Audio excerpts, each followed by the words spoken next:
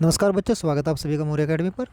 बच्चों, जैसे कि आपको पता है, उत्तर प्रदेश पुलिस कांस्टेबल भर्ती 2024 में हम आपको तैयारी करा रहे हैं जीएस की। बच्चों, अब सबसे पहला हमारे पास क्वेश्चन आता है कि हमारे पास समय बहुत कम बचा है। लगभग 15 से 20 दिन का हमारे पास समय है और इन 15 से 20 दिन में हम तैयारी कैसे कर पाए। तो बच्चों, आज जो हमारा आपके पास टॉपिक है वो यही टॉपिक है कि 15 से 20 दिन में तैयारी कैसे करें, क्या पढ़ें, कितना पढ़ें और कैसे पढ़ा जाए, और 200-230 प्लस नंबर कैसे लाए जाएँ। तो बच्चों, आज हम इस चीज़ को लेकर आए आपके सामने। तो सबसे पहले बच्चों बात करते हैं संविधान की। तो बच्चों, आपको संविधान में क्या पढ़ना है, कितना पढ़ना है और कैसे पढ़ना है। तो बच्चों, संविधान में जो आपको पढ़ना है वो केवल 1 से लेकर 5 भाग पढ़ने हैं बच्चों। भाग नंबर 1 में क्या पढ़ना है आपको, संघ और उनके राज्य। इसके आर्टिकल आपको पढ़ने हैं बच्चों। आर्टिकल के साथ साथ जो राज्य बने हैं, नए राज्य कब बने हैं, कौन सा राज्य कब बना है, किस सन में बना है, ये आपको पढ़ना है। इसके बाद भाग नंबर 2, नागरिकता, कि भारत कितने प्रकार की नागरिकता प्रदान करता है, किस किस को नागरिकता देता है, किस किस को नहीं नागरिकता देता है, कैसे नागरिकता देता है, कैसे नागरिकता नहीं देता है, और नागरिकता कहाँ से कहाँ तक, किस आर्टिकल से लेकर किस आर्टिकल तक होती है। अब बच्चों, सबसे इम्पोर्टेंट पार्ट आता है यहाँ पर हमारे पास भाग नंबर 3। जो हमारा भाग 3 है बच्चों, हमारा सबसे इम्पोर्टेंट भाग होता है, क्योंकि भाग 3 में हमारे क्या होते हैं, मौलिक अधिकार। और मौलिक अधिकार हमारे कहाँ से कहाँ तक गए, भाग 3 में दिए गए हैं आर्टिकल 12 से आर्टिकल 35 तक। आपको सभी मौलिक अधिकार याद करने हैं, एक एक आर्टिकल, एक एक अनुच्छेद अच्छे से याद करना है मौलिक अधिकारों का।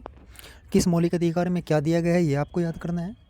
समानता का अधिकार, शिक्षा का अधिकार, शोषण के विरुद्ध अधिकार, धार्मिक स्वतंत्रता का अधिकार, सब आपको याद करने हैं अच्छे से, क्योंकि ये संविधान की सबसे इम्पोर्टेंट कड़ी है। और ये कह सकते हैं मौलिक अधिकार जो हमारे पूरे संविधान की आत्मा कहा जाता है। और आर्टिकल 32 को तो आत्मा ही कहा गया है, संविधान की आत्मा डॉक्टर बी आर अम्बेडकर ने आर्टिकल 32 को कहा है बच्चों।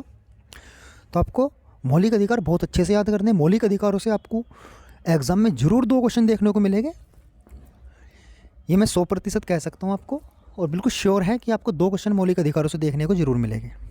इसके बाद आते हैं बच्चों भाग 4 पर। भाग 4 हमारा है राज्य के नीति निर्देशक तत्व। बच्चों, राज्य के नीति निर्देशक तत्व जो है आर्टिकल 36 से लेकर आर्टिकल 51 तक है, ये भी बहुत इंपॉर्टेंट है, आपको ये पढ़ने हैं, अच्छे से याद करने हैं बच्चों। भाग 4 भी बहुत अच्छे से याद करो। भाग 4 के बाद बच्चों भाग 5। भाग 5 में आपका राष्ट्रपति, उपराष्ट्रपति, प्रधानमंत्री, मंत्रिमंडल, संसद।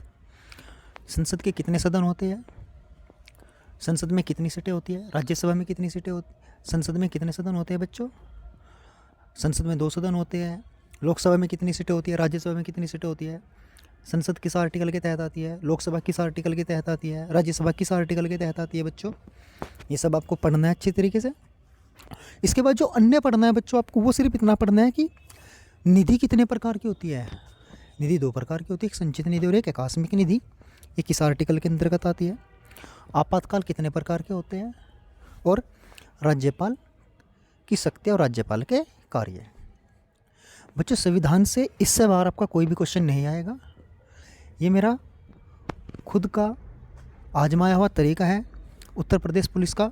मैं खुद इसी तरीके से सिर्फ इतना ही पढ़कर एग्ज़ाम पास किया है, और उम्मीद है कि आप अगर इन चीज़ों को केवल 5 भाग और जो इससे अलग अन्य है आपका केवल निधि और आपातकाल, अगर आप इसको ही पढ़ लोगे बच्चों, तो आपका संविधान लगभग 80% कंप्लीट हो जाएगा, क्योंकि यहीं से ही संविधान के क्वेश्चन आपका पूछे जाएंगे। इससे बाहर संविधान के क्वेश्चन नहीं पूछे जाएंगे। अगर बच्चों आप इससे और ज़्यादा अगर पढ़ना चाहते हो थोड़ा सा, जबकि इतना टाइम हमारे पास नहीं है, ज़्यादा पढ़ने का टाइम हमारे पास बहुत कम है, अगर आप इससे ज़्यादा और पढ़ना चाहते हो तो आप सिर्फ और सिर्फ भाषा ही पढ़ लेना कि भाषा हमारे पास किस अनुसूची सूची में दी गई है। सिर्फ आपको इतना पढ़ना है बच्चों। अच्छा बच्चों, संविधान के बाद बात आती है बच्चों, नेक्स्ट को देखते हैं सामान्य ज्ञान की। बच्चों, उत्तर प्रदेश सामान्य ज्ञान में हमें क्या पढ़ना है बच्चों। बच्चों, आपकी जो परीक्षा वाणी की जो बुक है उसके पहले 3 पेज आपको अच्छे से पढ़ लेने हैं। उन पहले 3 पेज से आपके 3 से 4 क्वेश्चन देखने को मिल जाएंगे। कैसे बच्चों, देखो, जैसे मंडल और महानगर। हमारे उत्तर प्रदेश में कितने मंडल है, कितने महानगर हैं, राज्य के फल क्या है, हमारा पुष्प क्या है, वृक्ष क्या है, पशु क्या है, चिन्ह क्या है, ये सभी आपको याद करने हैं। उत्तर प्रदेश में कौन सी नदियाँ बहती है, उत्तर प्रदेश की सबसे लंबी नदी कौन सी है।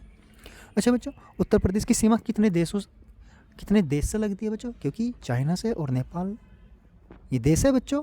अच्छा, उत्तर प्रदेश की राजधानी कितने प्रदेशों से लगती है, ये भी आपको याद करनी है बच्चों। अच्छा, उत्तर प्रदेश की भूमि कैसी है बच्चों, और यहाँ की जलवायु कैसी है। सिर्फ इतना ही पढ़ना है आपको बच्चों, इससे ज़्यादा आपको नहीं पढ़ना है। इसके बाद बात आती है बच्चों, अब तक बने मुख्यमंत्री, मतलब उत्तर प्रदेश में अभी तक कितने मुख्यमंत्री बन चुके हैं। सबसे कम उम्र का मुख्यमंत्री, सबसे अधिक उम्र का मुख्यमंत्री, सबसे पहली महिला मुख्यमंत्री, सबसे पहला मुख्यमंत्री उत्तर प्रदेश का, और राज्यपाल भी आपको ऐसी इसी क्रम में याद करने। सबसे पहला राज्यपाल उत्तर प्रदेश का कौन था, वर्तमान में राज्यपाल उत्तर प्रदेश का कौन है, और उत्तर प्रदेश से अब तक कितने प्रधानमंत्री बन चुके हैं, आपको ये भी याद करना है बच्चों, क्योंकि ये सबसे इंपॉर्टेंट क्वेश्चन है, आपके एग्ज़ाम में ज़रूर आएगा। अगर यूपी जीके से यहाँ से क्वेश्चन लेगा तो ये ज़रूर पूछेगा कि अभी तक उत्तर प्रदेश ने भारत को कितने प्रधानमंत्री दिए हैं, ये सबसे इंपॉर्टेंट है बच्चों। इसके बाद आता है बच्चों जनसंख्या और लिंग अनुपात। उत्तर प्रदेश की जनसंख्या कितनी है और यहाँ का लिंग अनुपात कितना है बच्चों। ये आपके क्वेश्चन यूपी जीके से पढ़ने हैं, इससे बाहर आपको नहीं पढ़ना है क्योंकि टाइम बहुत कम है। 15 से 20 दिन का हमारे पास टाइम बचा है और सिर्फ इतना ही कवर करना है। और मैं बिल्कुल श्योर बोल सकता हूँ आपको, अगर आप जितना मैं बता रहा हूँ उतना आप पढ़ोगे तो आपको 200 से 230 प्लस नंबर आपके 100% आएंगे। अगर आपने इतना मन से और दिल से और लगन से अगर इतना पढ़ा है तो ज़रूर नंबर इतने बच्चे ज़रूर आएंगे, इतने नंबर। इसके बाद आता है बच्चों प्राचीन भारत। प्राचीन भारत से आपको क्या पढ़ना है बच्चों, प्राचीन से भारत से आपको पढ़ना है सिंधु सभ्यता। वैदिक सभ्यता से सिर्फ वेद पढ़ने हैं बच्चों, कौन सा वेद पहले बना था कौन सा बाद में, वेद कितने हैं, पुराण कितने हैं, वेदांग कितने हैं, सिर्फ ये पढ़ने हैं आपको। इसके बाद महाजनपद कितने हैं बच्चों, सबसे बड़ा महाजनपद कौन सा था, सबसे छोटा महाजनपद कौन सा है बच्चों। बौद्ध धर्म पढ़ना है बच्चों आपको, जैन धर्म और मौर्य काल। बच्चों मैं आपको कह सकता हूँ कि बौद्ध धर्म, जैन धर्म और मौर्य काल से एक एक क्वेश्चन 100% आएगा। आपको इनको बहुत अच्छे से याद करना है, अच्छे से पढ़ लेना है। बौद्ध धर्म के तीर्थन, जैन धर्म के तीर्थन और आपके मौर्य काल के शिलालेख सभी याद करने हैं। और अशोक को बहुत अच्छे तरीके से पढ़ देना क्योंकि यहाँ से एक क्वेश्चन आपका जरूर बनेगा। तो इसके बाद आते हैं बच्चों मध्यकालीन भारत से क्या पढ़ना है। मध्यकालीन भारत से आपको सिर्फ और सिर्फ दिल्ली सल्तनत और मुगल काल पढ़ना है, इससे बाहर कुछ नहीं पढ़ना है, सिर्फ इतना ही पढ़ना है। आधुनिक भारत से देखते हैं बच्चों, आधुनिक भारत से आपको क्या पढ़ना है, क्रांति 1857, उसके भाग पढ़ने हैं, कब शुरू हुई थी, कहाँ से शुरू हुई थी, कैसे शुरू हुई थी। इसके बाद आपको क्या पढ़ना है बच्चों, इसके बाद पढ़ना है आपको समाज सुधार आंदोलन पढ़ना है। आधुनिक भारत से सिर्फ और सिर्फ आपको इतना ही पढ़ना है। नेक्स्ट देखते हैं बच्चों करंट। करंट आपको कितनी पढ़नी है, सबसे बड़ी प्रॉब्लम रहती है बच्चों करंट की, सर करंट कितनी पढ़े। बच्चों करंट जो आपको पढ़नी है वो सिर्फ और सिर्फ लास्ट के 3 महीने की पढ़नी है। अगर आप लास्ट से 3 महीने से ज़्यादा करंट पढ़ोगे तो ज़्यादा हो जाएगा। टाइम हमारे पास इतना नहीं है कि हम ज़्यादा करंट पढ़ सकते हैं अभी, केवल और सिर्फ इतना ही टाइम हमारे पास है कि हम लास्ट 3 महीने की करंट पढ़ सकते हैं। अब एक ब्रीक सी बुक आती है बच्चों स्पीडी की, अब वहाँ से लास्ट 3 महीने की करंट पढ़ना। 1 लाइनर बुक है, बहुत अच्छी बुक है। स्पीडी की बुक से ही आप करंट को कवर करना और वहीं से ही सारे क्वेश्चन आपको देखने को मिलेंगे, एक भी क्वेश्चन वहाँ से बाहर नहीं मिलेगा। और बच्चों हम भी आपके साथ साथ कराएंगे प्रैक्टिस सेट में, हम करंट के क्वेश्चन लेकर आते हैं आपके सामने बच्चों। हमारे प्रैक्टिस सेट में सभी प्रकार के क्वेश्चन होते हैं, सब तरह के क्वेश्चन होते हैं बच्चों। इसके बाद बच्चों 2 क्वेश्चन आपके यह बनते हैं कि विश्व के जितने भी देश हैं उन सभी की राजधानी, लगभग जो मुख्य देश है बच्चों उनकी राजधानी याद कर लेनी आपको और उनकी करेंसी यानी कि उनकी मुद्रा याद कर लेनी बच्चों। ये क्वेश्चन जरूर आता है बच्चों, हर बार आया है। 2016 से लेकर 2019 तक जितने भी यूपी पुलिस के एग्ज़ाम हुए हैं सभी में देखने को मिले हैं। विश्व में से किसी भी एक देश की राजधानी पूछ लेता है बच्चों, ये आपका करेंसी पूछ लेता है, यहाँ से क्वेश्चन जरूर पूछता है बच्चों और आता जरूर है बच्चों यहाँ से। इसके बाद बच्चों नेक्स्ट देखते हैं, नेक्स्ट क्या है बच्चों। अब बच्चों बात आती है मैथ की। बच्चों को सबसे ज़्यादा डर लगता है मैथ से, पर मैथ्स को डरना नहीं है बच्चों। जो मैं बता रहा हूँ इससे बाहर कुछ नहीं आएगा मैथ में, ये मेरा खुद का एक्सपीरियंस है बच्चों। मैं सिर्फ इतना ही पढ़कर मैंने पास किया यूपी पुलिस का एग्ज़ाम। देखो बच्चों क्या क्या करना है आपको नंबर सिस्टम करना है। 2 क्वेश्चन देखने को मिलेंगे नंबर सिस्टम से। एलसीएम एचसीएफ से आपको 2 क्वेश्चन देखने को मिलेंगे। औसत, आयु, अनुपात, समानुपात, प्रतिशत, लाभ हानि, साधारण ब्याज और चक्रवृद्धि ब्याज, कार्य और समय और बच्चों डीआई।